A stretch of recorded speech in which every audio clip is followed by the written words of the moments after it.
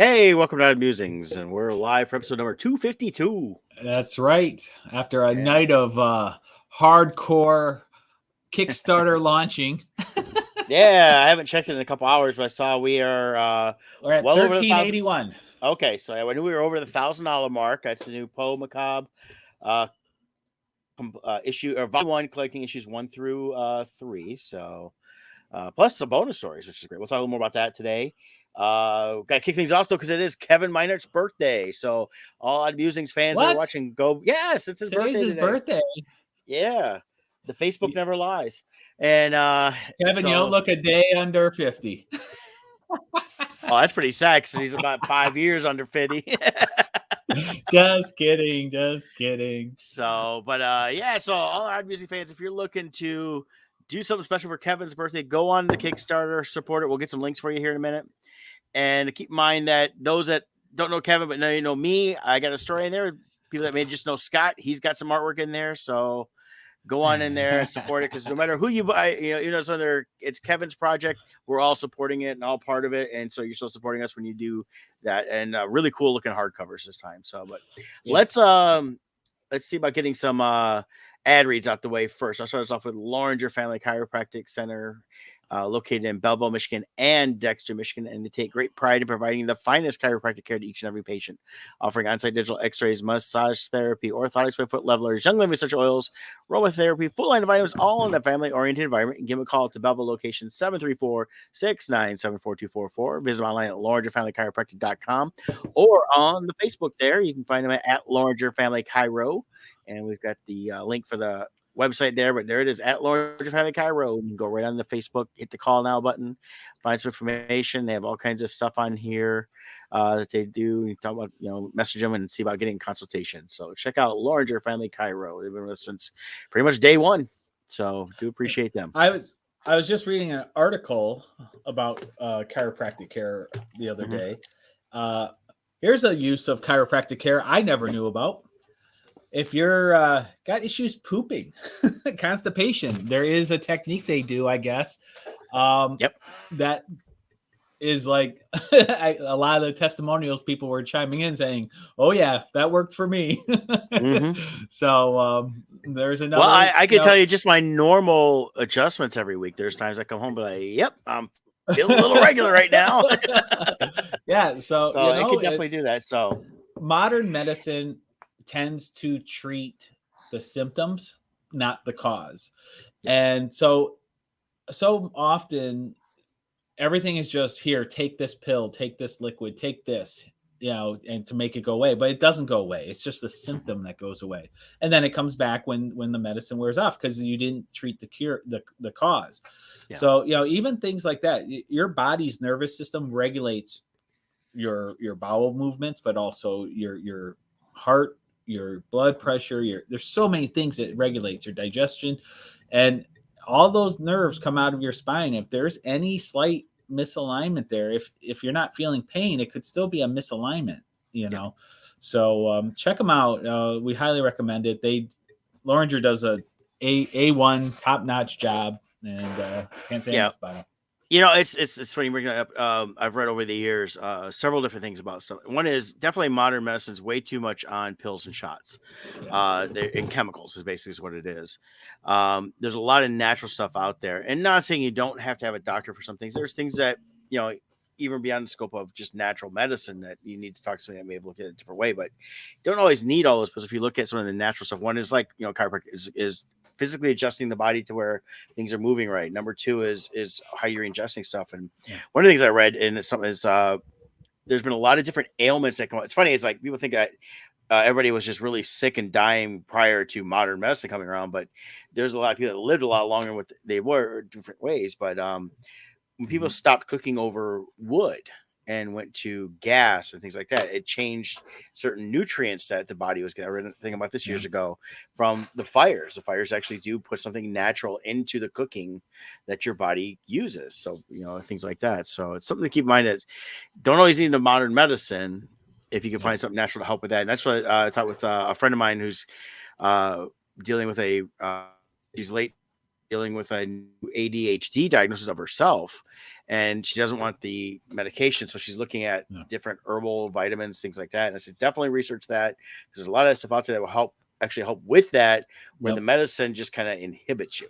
Diet and nutrition too is a huge part. I mean, yes, I've read studies have been done. This one study I read a couple years ago, just by altering nutrition, 80% of ADHD cases were either it was cured, if that's the right word for that, or regulated, at least in a manageable level, just through diet, because our diet's so filled with sugars, through caffeine, and all these different things that mess up, things like that. So anyways, right. And we'll look at most adults. What do we see? We see lines out the Starbucks, and when they're not getting black coffee, they're getting foo-foo coffee. You know, there's like this much coffee, this much crap, and so stuff like black that. coffee. Yeah, I'm picking up my coffee here is just black coffee. But this also is caffeine and stuff. There's a lot of things in there that aren't great for you. Right, but it's also, and there's people that have to have cream. I understand that, but it's the foo-foo drinks at the coffee joints, not just Starbucks, but all the other different ones out there. Mm-hmm. They're adding a lot of stuff in that I never taste coffee. I just taste the creams and sugars and everything else. So, last comment I'll make regarding medication too. For like 20 years, I battled lupus, and you go down that rabbit hole of medication. What happens is, like I said, they treat the symptoms, not the cure, right? But the problem is,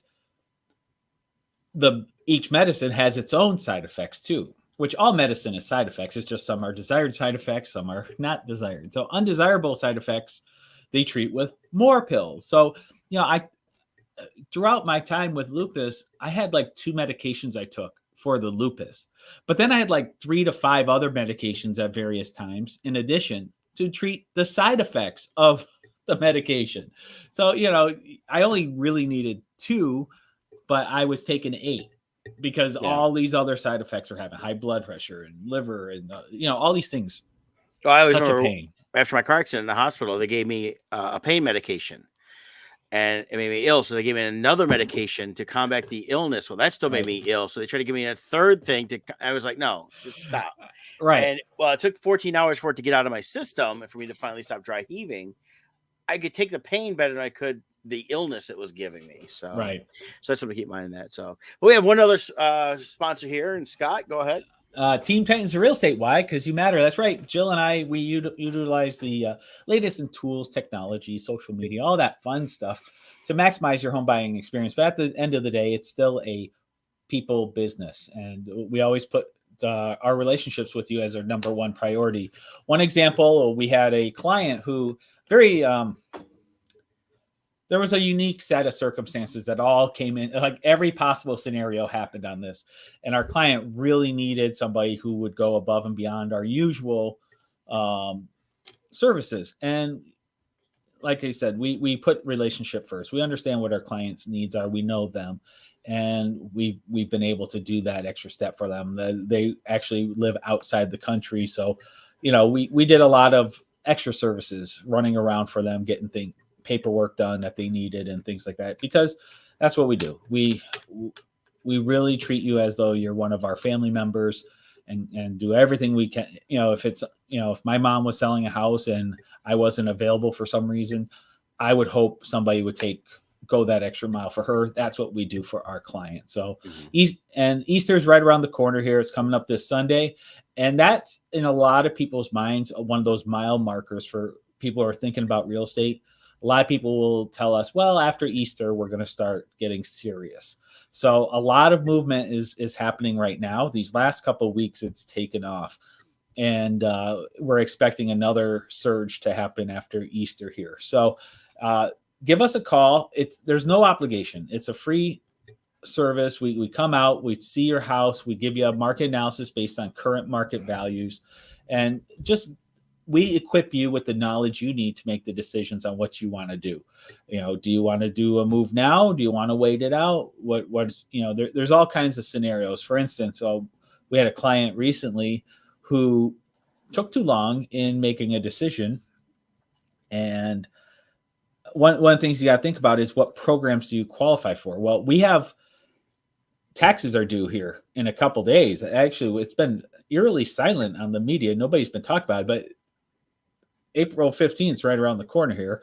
I And believe it's Monday or Tuesday is when the they actual due date is. So okay, so it's right around the corner. So depending on your situation, if you're looking at certain programs, once you file those returns, they now have a new year of tax returns. And we had a client who made too much money to qualify for the program they needed. Whereas if they had just made a decision to move forward 2 months ago, they could have still qualified for that program, but now their taxes are filed. So they no longer qualify, unfortunately. So we're working on finding them some other programs to get them qualified under. But there's a lot of ins and outs of real estate, and that's what we're here for. We're to give you knowledge and help guide you in the path that's best for you. So give us a call, 586-232-5144. That's our Team Titans hotline, and we're here for you. Take care. all right, so tax day is Monday, April 18th. So April you have 18th. until 11:59 p.m. to get it to the post office. So, Yes. but yeah, I have not seen anything, and I don't watch the news a ton. I watch a little bit in the mornings before work, but there's not been much talk about taxes at all. A little bit of talk about some deductions and that, but I don't think people are really paying attention because the last 2 years there were so many extensions Delays. given. Yeah. And that, so I know I mailed mine out last week. I checked today, and the checks have cashed as of today, because I have to pay taxes every year because I'm an independent business owner and I self-employed and all that fun stuff. And so that's something that you got to keep in mind is all that stuff too. And I know a lot of people that file their taxes pretty quick that are just employees. They have no businesses they run or anything like that. So they're just looking to get whatever refund they can get for what they overpaid to the government. Yeah. Where me, I'm always like, I'm not giving you guys any money because you charge me interest, but you won't pay me interest. And that's a big difference I have a problem with. So I would just rather pay you the one check every year and be done. There you go. That's my take on that. So, but hey, let's do a quick update on Poe real quick before we get into the meat of the stories today. $1,381. We got 22 backers. We have a couple stretch goals that we're looking for. Besides hitting the $2,000 goal, looking to hit 100 backers. So, definitely share on Facebook, tweet it, email it. You can embed it on your own sites and things like that. And this just launched last night. And so there are some early bird specials that go until Friday evening. So if you want to take advantage of those, jump on there and take care of it now. Yep. And you can check out all the cool stuff there. And, there's hardcover and softcover options. And there's even options to get both Kickstarter exclusive hardcovers and both of the regular hardcover, softcover. There's a standard softcover by Kevin. There's the other one by Scott. And then, of course, I do like how he's got red going sweet. So a lot of pages, so a lot of cool stuff here. So definitely check that out. We'll recap it before we sign off today. And if you missed the pin Kickstarter, you can do the pins as add-ons. So that's a great way. Those were really popular. I'm going to type in here. I'm going to put the link in here. Yep.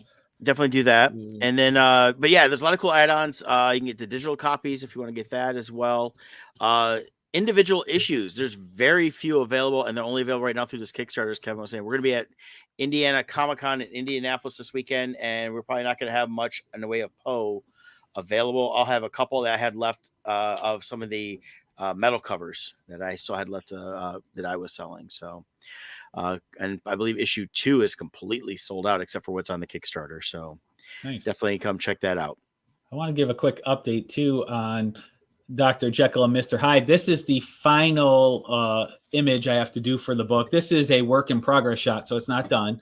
I still have to draw in all the furniture. I hate doing rooms. Got to draw all this furniture in to make it look like, put stuff on the coffee table there and all that fun stuff. But this is the work in progress shot here. You got Dracula with a new character coming over his shoulder there, and a terrified Dr. Jekyll in the foreground. So that progress is coming along. This should be done depending how busy I am this weekend with Easter and everything. It'll probably be done next week, but then the Dr. Jekyll book is complete. Awesome. So that'll be our Kickstarter after Kevin's. Yeah. So I was telling Scott before we got on, there's a new Stranger Things trailer for season 4. They're not saying for sure it's final, at least, but they're kind of talking about the ending has a beginning. So there may be more after season 4, but they're doing a nice 2-part release, and it looks really cool. And all the kids are now in high school, so I think they're doing a little bit of a time jump because, of course, they were delayed by a year for COVID for starting Right. filming. So the trailer shows the kids in high school. It looks like they're also kind of going their own ways in different ways in that. So they're we know there was some separation into season 3 with 11 and what's his name? See, it's been so much about watching them now. So I know. but they took off and Kevin. so it's not Kevin, but yeah, it's basically I want to go back and try to rewatch some of those a new season to get caught up. So. But it looks really cool. So check out the trailer online for the new Stranger Things that's coming out. For sure. Stuff like that. Now, I know we talked last night, so you haven't had a chance to watch Metal Lords on Netflix yet. No, I have not. I got to tell you, I really dug it. It was a lot of fun.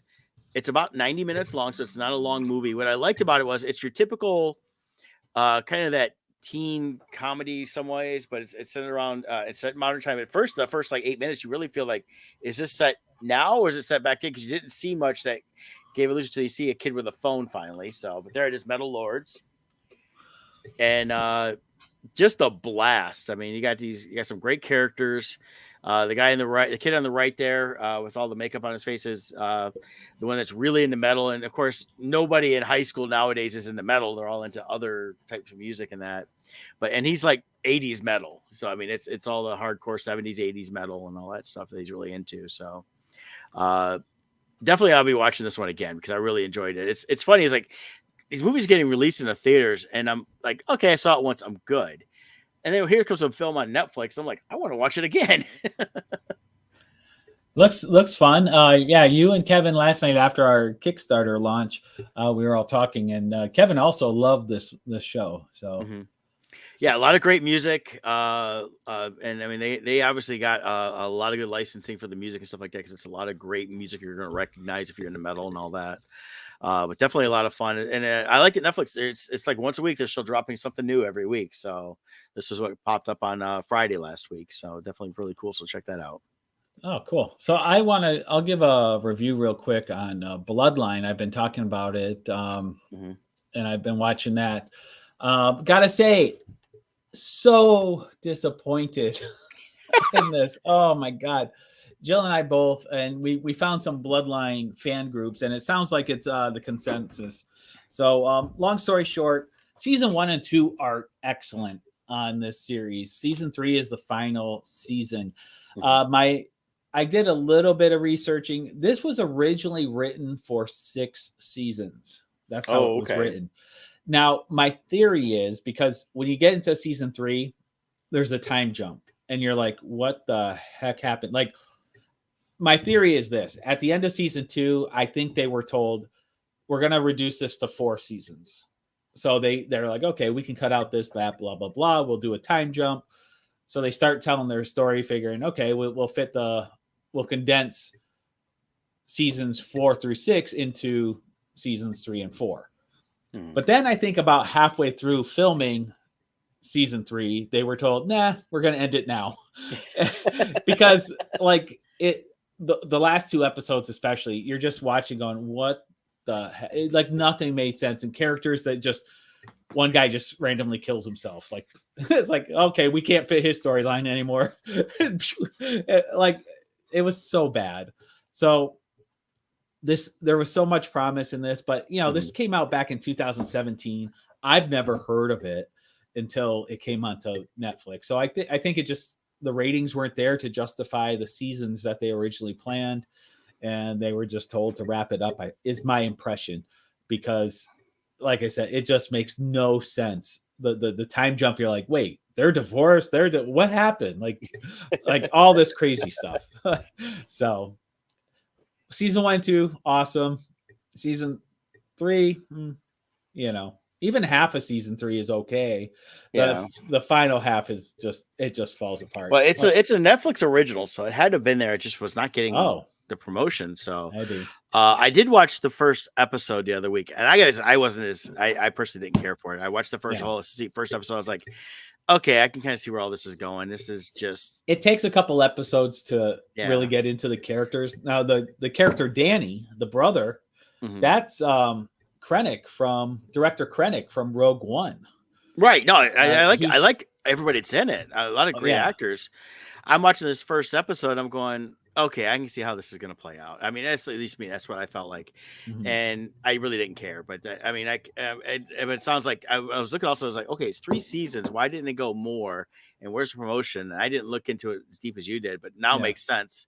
That okay, if they had something planned out and they weren't able to fulfill it, they did like I've seen other series do, like, well, you got one more season, just kill it.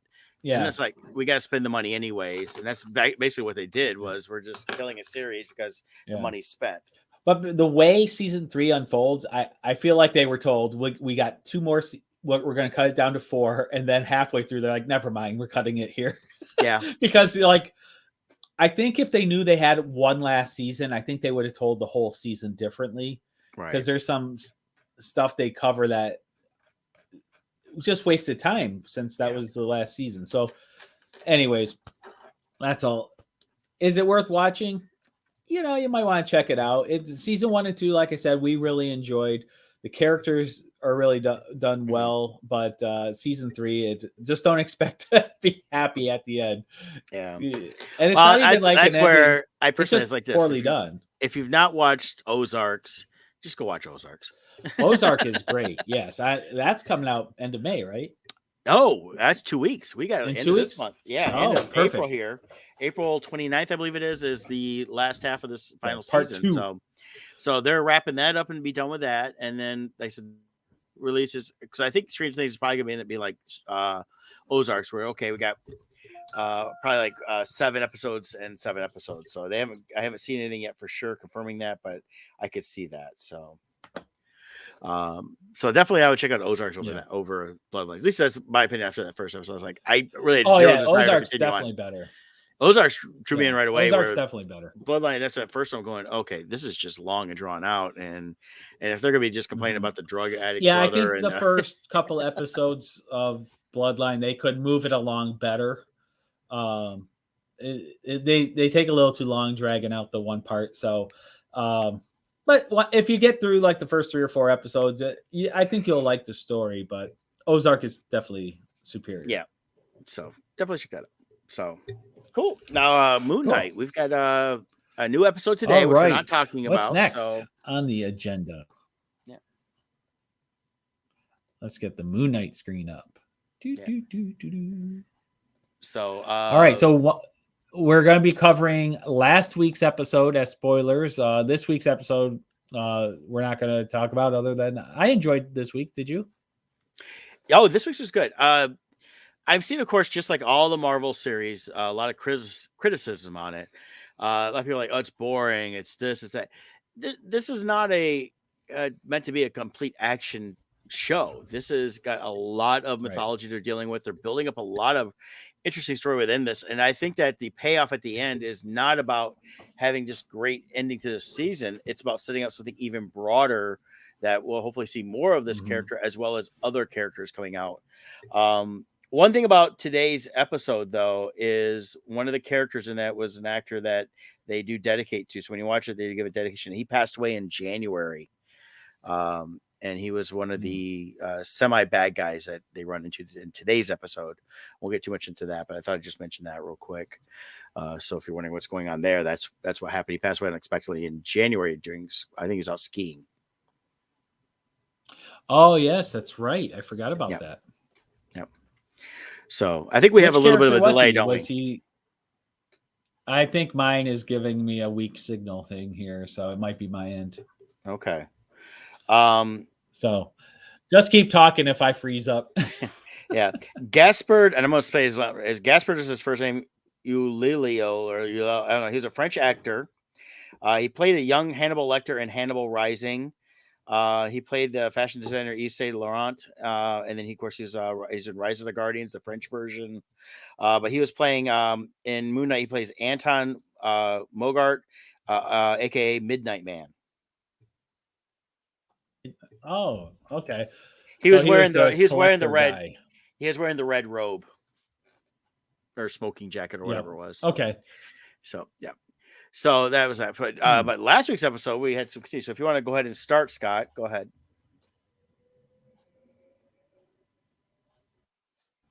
Well, we got a delay, don't we? Mine keeps freezing up here at the moment. Okay. Okay. So here let's do this. So Let's you take take this and lead. take care of this.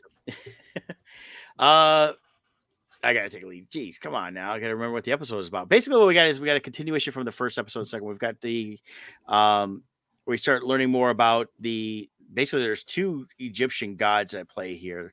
There's the Moon Knight's god, and then there's another one that the main bad guy is trying to release. So Yeah, that's Amit. Amit is the one they're trying to release, and what's Konshudu or I am not good at pronouncing some of these names here, so it's just ridiculous. he's got a giant skull of a bird for a head. Well, that's the main one for Moon Knight here. One thing I do like is when you've got the two main guys here, you get the Steven, and then you have the Mark character. And Steven, when he has to bring the suit out, it's literally a white suit. It's not the bandage looking suit that which I think is just awesome. That he's just does that. And they're like, what is that? That's a fun way of also showing the difference between the two characters and their mindset. I do wonder if that suit character was ever in the comics or is that original to this series, because I don't remember ever seeing that. I don't either, but I've not read a lot of Moon Knight, or it Me came from neither. the Werewolf by Night. So I mean that's one of the things that I like about this character. For me, at least, I'm kind of learning who this character is in some ways. And granted, I know it's not going to be exactly like in the comics. I'm going to get comic book guys going, hey, it's not. Right. It's better to read the comics. Yeah, I know. But we're watching the TV show here, so I'm going to enjoy that. But it's interesting about like Mark has a wife. We find out about that that Steven doesn't know about. And it's interesting that all this has been happening, but like it seems like Steven has all these memories. So as they're going through this thing, and there's basically two people in there, it's like trying to figure out if they're going to actually explain why there's two personalities in the one character. Now, I'm gonna. This is pure speculation on my part. I think there's three personalities because they keep calling him Scott also, and we've not. So who is this Scott that they keep talking to? So like that museum worker, he every time he walks in, hi Scott. So who's that? So I'm wondering if there's going to be another personality revealed later in the season or not. Yeah. Now Khonshu, that's the Moon Knight's. He's the Mark is in or the avatar for Khonshu. Had other avatars through the years and centuries, of course, and we come to find out that in this episode it was Ethan Hawke's character was an avatar for Khonshu, so he knows things there. But he for him is Khonshu is one that goes after people after they've done something bad, where the new one that he's trying to work with or wants to release because they banish it goes after people prior to them doing something wrong. We saw that in the first episode where he touches the older woman and like, oh, sorry, you're not gonna be around to see the better world, and she dies because she supposedly was going to do something. So it's kind of like in a lot of ways it's almost like a Minority Report, like, hey, this guy's thinking about killing somebody, we should arrest him. Right. The other thing too is you've got that shoot, never mind, my brain just went sidetracked. Well, I pulled up a couple things here looking up. The suit that Steven summons is actually the Mr. Knight aspect of Moon Knight, first created by Warren Ellis and Declan Shalvey, and it was appearing in recent issues of Moon Knight as well. So that did come about somewhere down the line during the Warren Ellis run of Moon Knight. Oh, I remember what I was going to say. You were talking about how Mark is the avatar for Khonshu. I love the scene when he explains to Steven that he's an avatar, and he's like, "Oh, like the movie with the big tall blue aliens." He's like, "No." He's like, "Oh, Airbender." Yeah, like the anime. So I thought that was funny too, working that avatar little mix into the conversation. Yeah, so we've got I like the humor they're throwing in some of this stuff here is, but the thing about this show is and that's what all the shows have been for Marvel. Have been everything has been a little bit different, but usually the payoff there's something that makes it worthwhile. Mhm. And we've got 3 more episodes after the one that aired today, which we'll talk about next week. But I noticed with the second one, they're ramping things up through these first 3 to take you through a big climax to the last 3. And I think there's still a lot more stuff to be revealed that will make a lot of stuff more sense. And again, they're really building this mythology up and waiting to see if it does tie into oh god, what was that crappy movie that came out last year? Eternals. Eternals. Yeah. Which, by the way, all the toys are marked down if you want to buy the toys at Meyer. Yeah, they're right next to the Last Jedi toys. Pretty much. Years later. So it's stuff like that. So it's funny because every time Moon Knight ends, though, it tries to play the Eternals on Disney Plus. I'm like, no, I don't want to watch that again. I saw it once. I'm good. I don't need to see it again. It was bad. It was horrible. It was bad. Yeah. I got my fill on it. I don't need to watch it again. So- Actually, it wouldn't have been so bad if it wasn't just so over the top ridiculous with the ending, with this giant creature. Like, where is that? So you had this creature halfway out of the earth that got frozen. Yeah. And how come all of these shows now, like, wouldn't that be a major event to have this giant creature coming out of half of the earth? Yeah, and it really made no sense considering the fact that everything they set up prior to that through all the movies and that stuff has never acknowledged that there was something incubating in the earth. Yeah, so it just, like, I could see if at the ending it crumbled or turned to ash or something, so it was no longer there. But the way it ended, it was like permanent, like in stone. Right. This creature that was like hundreds of feet tall. Well, where is that? Like, would they be like all over the news, like, holy crap, there's a giant creature coming out of the earth? Yeah. Like, it doesn't seem to exist. That's why it's just bizarre to me the way they did that. Yeah. So, but as episode 2, we saw Steven get fired from the museum, so he's not part of the museum anymore, which is helping to move things forward. It's definitely a lot of setup within these 2 episodes, and then you get a little bit of action, a little bit of fun, and I did like the fact that Steven wants to be protected, but at the same time he doesn't want to kill, and he can see what's going on. And same with Mark, it's just who's ever in control at that point. But yeah, we're still waiting to find out who this Scott person is. Let's see if it comes up. Scotty Young. Yep. Let's see. Moon Knight, Scotty Young. Oh, that's the artist, Scotty Young. Never mind. Hey, Michelle. Moon Knight. She's a late comer today. She says, ugh. Late. You will have to write sentences 500 times. I will not be late. So I don't know who this Scott is.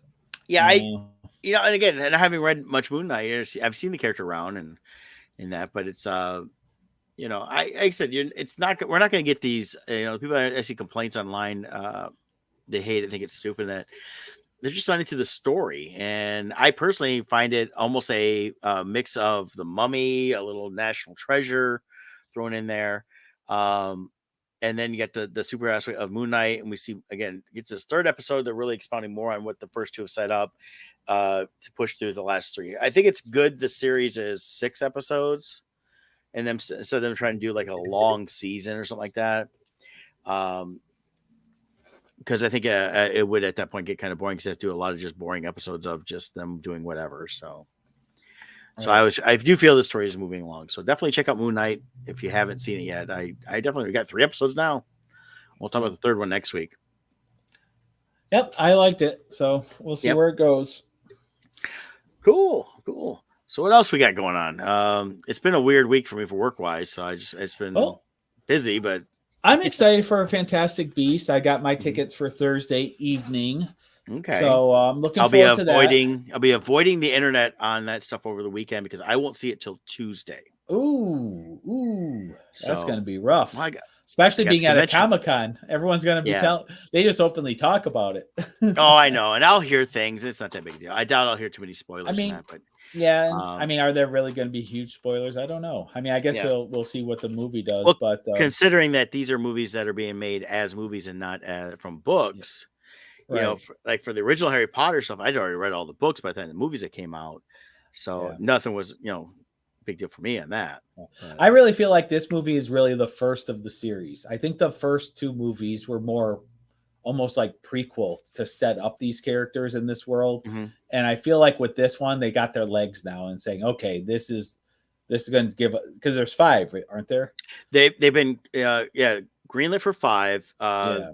The original thing was they did the first one. They came. In fact, I watched the first movie the other night, and then there's all the bonus stuff. So I watched this thing for 15 minutes that talked about how it came about, and J.K. Rowling talks about she had the idea for Newt and had written all kinds of backstory. This is where a little bit of, I mentioned about on the podcast last night about the talking about backstory and characters don't always get revealed. Well, she had a story with there, and there was all this stuff that was she put into the Harry Potter books. The Grindelwald was mentioned, Newt's mentioned a few times. Things that they were all tied in through Dumbledore. Yeah. And the thing is, and we learn even as the Harry Potter books went on that Dumbledore wasn't a saint. I mean, heck, even Snape called him out saying, "Hey, you've been leading this kid as like a lamb to slaughter." It's Right. setting all that up. So now we get the story of where a lot of that came from in terms of backstory, but now we learn who this Grindelwald was, and the fact that you see from the trailer for the third movie which is his own plan was he was, instead of just trying to take over the wizarding world like Voldemort wanted to, Yeah. he wanted to destroy all the Muggles. He wanted no non-magic people at all. Right. He was just like, hey, we should be, we are the dominant species, is where he was putting it. So, yeah. So some things I'm hoping to see, whether it's this movie or the upcoming movies, because we're definitely returning back to Hogwarts. I think part of it is I'm just figuring out. I think J.K. Rowling really wanted to create a separate series from the Harry Potters, but I think they learned the problem is people love Hogwarts and people associate Hogwarts with it. So I think they've been kind of forced to steer this into being more of a Hogwarts story now. Well, and I think it'll be heavy on that moving forward. The trailer showing that showing a lot of Hogwarts, but I think that it's not going to be as heavy on Hogwarts as you think. I think there's a lot more outside of Hogwarts. I think part of it there is because, of course, at this point in time, Dumbledore is a professor there. He's not the headmaster yet. So you got that tied in. McGonagall is going to have a bigger part in this. They've already said. And could we potentially have Hagrid in it? Possibly. Like, how old is Hagrid? Because he's half giant. No, he's half giant, so he's correct. Older, but right? at this point, though, he is definitely, when you see him in the Harry Potter movies, he's older and he'll live longer. But at this point, I don't believe. No, at this point, Tom Riddle is not at Hogwarts, and that would also be when Hagrid was there, because Tom Riddle, when he opened the Chamber of Secrets, he framed Hagrid. So Hagrid's not there yet. So Hagrid is still. But Hagrid wasn't a student, right? He was like a groundskeeper. No, he was a student. Oh, he was a student. Okay. Yeah, Hagrid was a student. He was kicked out, and then Dumbledore, instead of forcing him to leave, because he had nowhere to go. His father had died. His mother's a giant, or whatever, or vice versa, or whatever. But so he had nowhere to go. So that's when Dumbledore set him up on the grounds at that point. That would take place post, I believe, what this whole series is supposed to take place. What we may see third movie is we're supposed to eventually see at some point in these movies the fight between Grindelwald and Dumbledore, and Grindelwald gets killed. I mean, that's kind of that was given away in the movie, the Harry Potter stuff. So so that's, I have a feeling that'll be the final movie, though. Well, I was thinking that, but they're really pushing this big launch of this big battle here with this third movie and the Secrets of Dumbledore. So I'm wondering if they're changing direction a little bit. And I'm tying it into a little what you've said is the, people want the Harry Potter, the Wizarding World they know through Harry Potter, which is the Hogwarts and the Voldemort and stuff like that. And will it become something where what Grindelwald did launches some things, effects of Tom Riddle, and they kind of, the last few movies tie all that into the original Harry Potter stuff.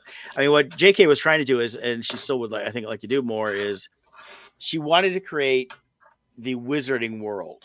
And she was doing that through a lot of branding, through her Pottermore. She changed that over Wizarding World stuff, even some of the game stuff. But again, it's, the fans really are hardcore on the Harry Potter itself. And I think in my opinion, the biggest mistake here was, as she mentioned, she wrote the first screenplay.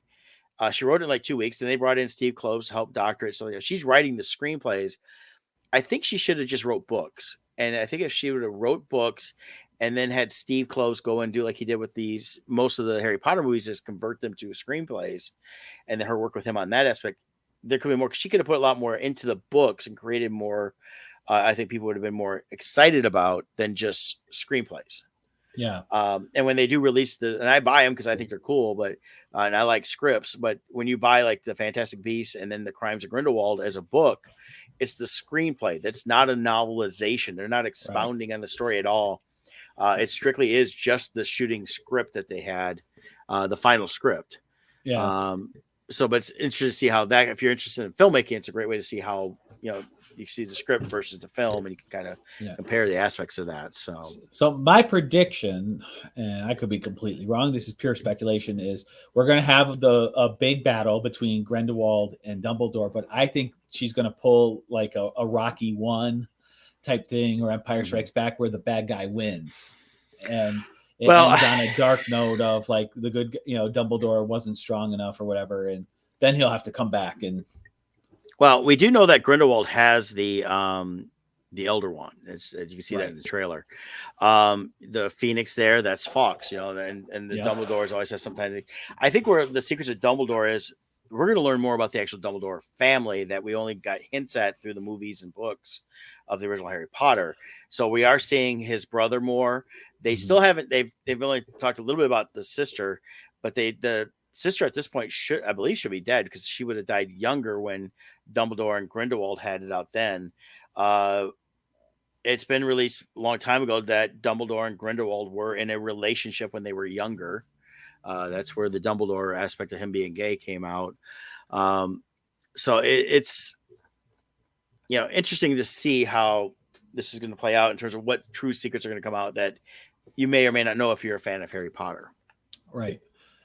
And then I wonder, well, my other speculation, sometime in these upcoming movies, I think we'll see the Phoenix give those 2 feathers to create the 2 wands, the one that Voldemort ends up with and the one that Harry ends up with, because they made a big deal about that in the wand choosing, Well, they both shared. They shared that, and that could be that again. That's where it ties in what I was saying about if they do choose to tie it into Tom Riddle, that would come prior to him coming to Hogwarts, so he's not there yet. Right. So there would something have to happen there that they come in, and maybe that's also part of the,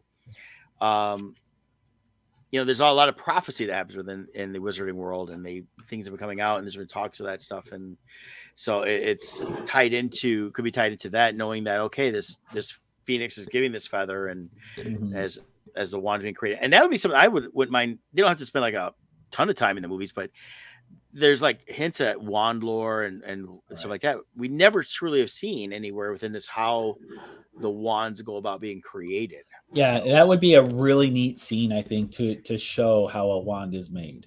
And kind of, and as Star Wars fans, that's like us watching how lightsabers are made. Right. It's just there is a deep fandom to this world and this franchise, and while you don't have to reveal everything, at the same time, it's a magical thing to see how it's done, and to see a lightsaber made is like, whoa, that's how they did it. It'd be neat to see what the process is.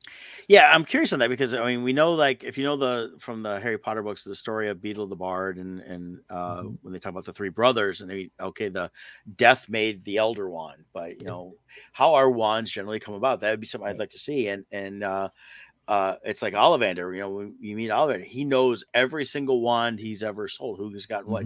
He could tell when we see somebody. I mean, even in the books talks about it, he goes, oh yeah, your wand was, unicorn hair, 13-inch pliable, whatever, and so it's kind of interesting on that aspect, that those that study wand lore, he's put it, there's a lot to that could come out.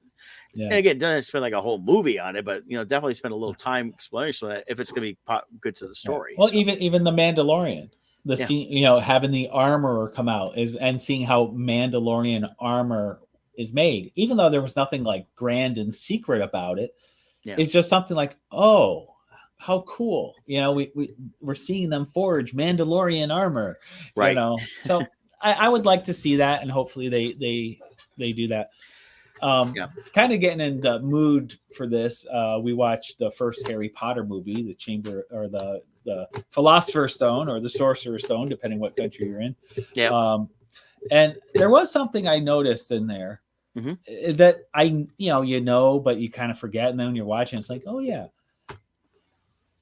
it's the dumbing down of Ronald Weasley throughout the series. In the first movie, he's like a chess expert. He's a like you can't be dumb and be great at chess, and like Well, I feel like they should have but I feel like they should have I think it would have been cool for him to develop down the road into more of like almost like a general, the way he leads that chessboard and he tells everyone, you go here, go here. It would have been cool, like for the final battle, I think, to have Ron be an instrumental part in the planning stage, since he's so good at chess. I think we got a little more out of that. I think what we saw though was a kid that he learned wizarding chess. He was okay at it. He had a good game and all that stuff, and like to play. They didn't really revisit that again anywhere in the storylines, in the books or the movies and that. But as he went on, him and a lot of his stuff was he was wanting to be more, because he was still fighting the fact that as the youngest male Weasley.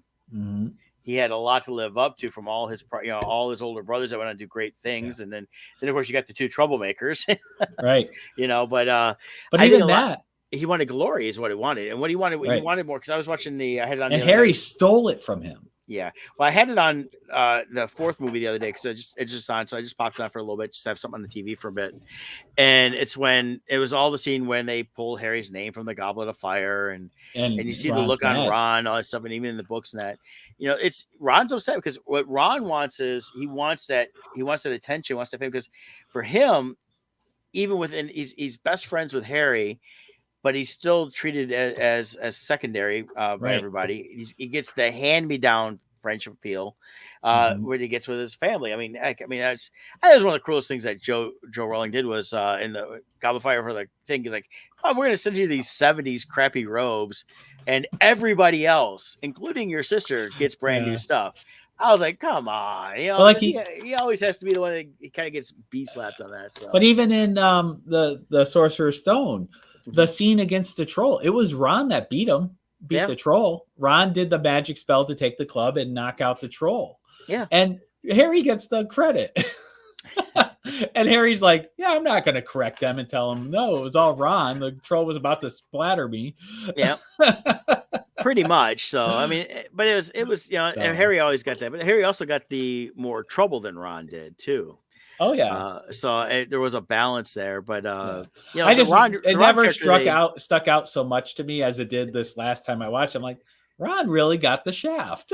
Well, and I think that was meant through the whole thing. I think she did that. Yeah. Of course, she did that not by design, and it was all about trying to show that, okay, here's this, and he's Ron kind of was caught in this extra adventure he normally wouldn't have had. Otherwise, the stuff he was doing would have been normal for him, trying to, wanting to be on the Quidditch team, wanting to, be better at that, not doing his homework. Yeah. That a lot of that stuff was just more of by design for the character. Like, yeah, I'm a wizard, but I hate doing homework, and everybody does. And I, it's one of the things, like, what would Ron be without Harry around there? And Ron would have been, friends with the same guys. I think they just wouldn't have had Harry around.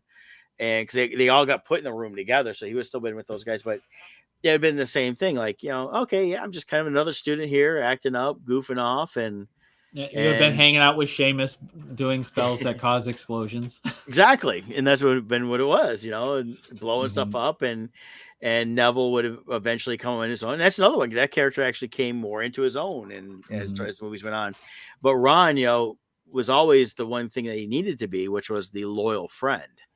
And the only time he veered from that was when the Horcrux kind of had put some thoughts in his head when they were out trying to destroy the Horcrux, and he left, and it was just Hermione and Harry together. So well, and Ron's role really as a character is when you're writing, this is Han Solo too in Star Wars, is you need a character who represents normal people. Yeah, and they kind of become the center point for the story that you judge all other characters against.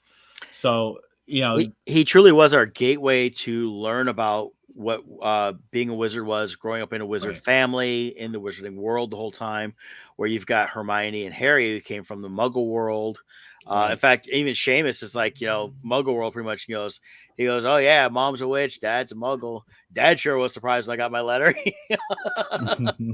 Things like that. So it's just, all we got a little hints of that, but he was the guide through everything wizard. I mean, he was one like, oh, Beetle the Bar, Babbity Rabbity and the Yep. Three Brothers, and I mean, he really introduced to these things that need to be brought out, and that's was always was his role, was Yeah. that guide there, as well as another, and he wasn't in a lot of ways a general. He helped lead with Harry.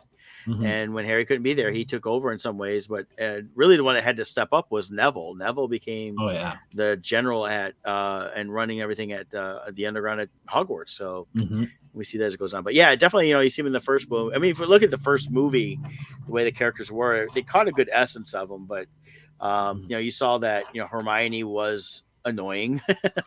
She was a know-it-all. She had read everything before she showed up one day because that's what she did in normal life and all that. And then you've got all the other ones that they set up everything in that first movie of this is all their roles. So Mhm. but I'm looking forward to this next one here to see what the secrets of Dumbledore are for Fantastic Beasts, to see where they lead to, where it comes down to, if we do see the final battle, or if it is like a battle to kind of tie everything in, but just start you off with one way and go another way. And because I said there's 5 films, but they never really truly said when the battle would happen between the 3. But everything through the first 3 here, it's all been tied around Grindelwald. So if they're going to continue that Grindelwald story, I would say the major battle is going to have to be in the last movie. So Do you know where we are time wise yeah, compared to the Harry Potter movie? yeah, these are, I believe, 50 years prior. 50? Harry Potter takes place. Actually, I think they're 60 years. Harry Potter takes place starting in There we go. 1991, and then This Fantastic. says 50 to 65 years. So Yeah, so I the believe. first movie is 65 years before. Yeah, and so that would be the 20s. Yeah, and that makes sense because we saw the flapper look and things like that. And then the next one is there's about a year or so later, so it's towards late 20s. So So we this one's could like into 30s here. So we could potentially have like 50 years would be too. Well, wizards live longer though. I wonder what the age of Mr. and Mrs. Weasley are. We could get a first year, maybe Mr. Weasley. actually, I believe the Weasleys. See, Harry's family, or Harry's parents were in the 70s. Okay. I believe the Weasleys would have been probably late 60s. Okay. So they're still a long way off on Okay. that. And the only reason I say that is you think about when in 91, at this point with Ron coming in, they have one other child out of that, but their oldest, Charlie, is already off working with Wizards. He's in his 20s. Yeah. So he would have gone through Hogwarts and graduated like 5-6 years earlier. So if you take him back, so I would say they were late 60s to early 70s, depending on when they. So it would have to be grandparents if we had a Weasley. Right. And I mean, the Weasley family is an older wizarding family. Right. Now Same with the Malfoys. Yeah. Now we have seen in the first Fantastic Beasts, and it's mentioned there, and even in the second is the Lestrange family is mentioned. So there is those that were prior to Sirius and Bellatrix. So the Black family and all that stuff. We haven't seen anything for the Malfoys yet, and the Malfoys are supposed to be an older wizarding family as well. I would think they would be a key part to Grindelwald. I would think. I think we might see them pop up too at some point. But again, we won't see the actual characters we know from the Harry Potter because those all came later. Grandparents. Yeah, because like the Malfoy, Lucius Malfoy would have been around the same time as the Weasleys coming through school. So there's ties like that. It's gonna be interesting seeing though Hogwarts. Because what I like what they're doing is you're gonna get a look at an older style uniforms, robes, things like that. Logos are slightly different. They did the same thing for I think the Cursed Child stuff when they talk about previous stuff.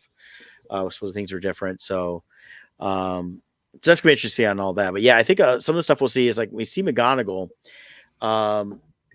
and they're saying that's a contradiction from the books on how old she is, but they never truly spent a lot of time dealing with her prior to the events of Harry Potter. So she could be there, but it could also be something with a time turner.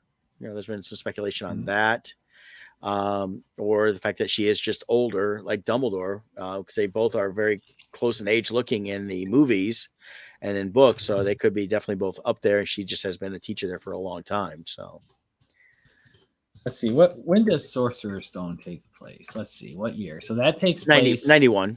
Because 91. Harry was born in 1980, turns 1191. That's kind of the drawback. And then the 1991. Battle of Hogwarts takes place in 97, I think it was. So, you know what? Who could be in this movie? If this takes place 50 years before, we could have the living Moaning Myrtle.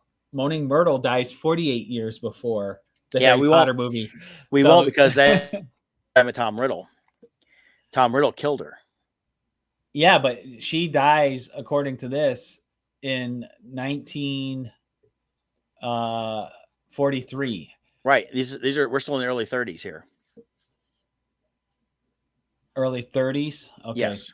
Well, if it's 50 years before, like that other article said, so maybe they mean the entire it's 65 series. To 50. Yeah, it'll end towards. I think it's going to end towards around the time 50? that just prior to Tom Riddle and Hagrid and Moaning Myrtle coming to Hogwarts, so we won't see her at all. Trying to, if anything, we would see older teachers, maybe stuff like that, but we won't see them. We may even see, like, if Snape's from a Wizarding family, he's part of the. We may see some ancestor of his or older generation of his, like a grandparent and stuff like that. But yeah, there's a lot of the stuff. She's really about the only ties to the Harry Potter stuff is going to be like Dumbledore, McGonagall, and then a couple of things like that. But so, yeah, a lot of those characters that we're not right. So here it is here. So 1939 is Fantastic Beasts 3. So okay, so they're doing we're about to see is 1939. So they're doing a 10-year time jump almost then. Yeah. Because so if they're doing that far along, then I think what we're doing, I think we're seeing, because the movies themselves have not performed the way they wanted. Right. So I think we're seeing a change. Like I said, and you speculated on this a little bit, but so this probably will end up being the battle with Grindelwald. Well, but then it sets. I think it's going to set up something else I think they're going to try to draw it more into the Tom Riddle stuff. So according to this article I'm reading here, it says the famous duel between Grindelwald and Dumbledore takes place in 1945. Okay. But that doesn't mean they don't have a battle prior. Yeah. But that's why, for me, I have a feeling Dumbledore is going to lose, maybe on purpose, because he doesn't want to beat Grindelwald because he still likes him. Who knows what? But But according to this, 1945 is the big duel, the final duel. Now, I'm really curious how they're going to tie in, because I mean, if you look at what the Grindelwald stuff in the trailers, we're going to wrap up in a minute, it's got a very reminiscent of Nazi Germany in terms of the looks and everything else. And I'm wondering if they're going to be tying in anything with World War II going on around the time of the Wizarding World. There's not been any speculation on that at all. But if they're going to go into the 40s, they got to acknowledge the Muggle world being at war. Yeah, let's see. 1939, World War II, Nazi Germany occupy Czechoslovakia. Oh, Czechoslovakia ceases. So World War II was starting. Germany. Germany invaded Poland. They invaded Czechoslovakia, and then they started making their march towards France. And then it was the next year is when the Battle of Britain starts. Well, that would be interesting, maybe in the next movie, to incorporate that into the storyline. Yeah. So I mean, that'd be interesting to see if that does happen. So yeah, interesting. Yeah. Now you said 1939. There's something else here that says 1937. Okay. Because they've never given a true year. Mm-hmm. Now on the Harry Potter fandom site timelines here, go down here. I mean, just like Star Wars, there's people that are right meticulously looking up all this stuff here. So back. Yeah, in fact, it says The Secrets of Dumbledore, 1932 on this one here. And tying in some things, there's the 1932 International Confederation of Wizards Supreme Mugwump election. They're tying that in there, and Grindelwald was part of that. Let's The see, this one Minister for says, Magic was 1939. Would have been Hector Foley working with Winston Churchill. according to this, 1938 is when Dumbledore visits Tom Riddle's orphanage. Yeah. So I have a feeling that this movie's not 1939. I think it's early 30s still. Could be. Because it would be almost a 10-year jump, and the ages of everybody isn't there. I think it's only a couple years, and I think it's going to be early 30s.